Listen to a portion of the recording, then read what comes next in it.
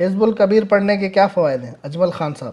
دیکھیں حزب الکبیر وہ ایسا عظیم الشان حزب ہے کہ جس کے اسرار کو بیان نہیں کیا جا سکتا۔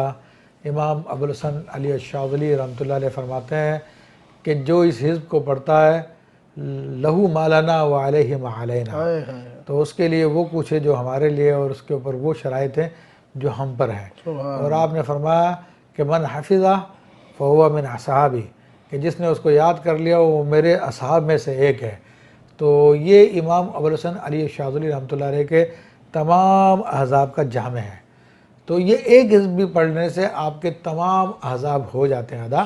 لیکن چونکہ ہمارے یہاں پر تو اللہ کے لیے پڑھنے کا رواج کم ہے، وہ عملیات کے لیے زیادہ پڑھتے ہیں، شکتی حاصل کرنے کے لیے زیادہ پڑھتے ہیں، تو اس لیے جو ہے اللہ تعالیٰ نے یہ شکتی والوں سے، عملیات والوں سے اس کو دور رکھا ہوا ہے حزب کبیر کو، کیونکہ حزب کبیر سعادت مند آدمیوں کے لیے ہوتا ہے، اور اس کے لیے کہ جو سعادت مند نہیں ہے اس کو اس کی توفیق میسر نہیں آ سکتی، کبھی اس پہ باقاعدگی نہیں اختیار کر سکتا، اور جس کو باقاعدگی مل گئی وہ سمجھ لو جنتی ہے وہ۔ سبحان اللہ، کیا بات ہے۔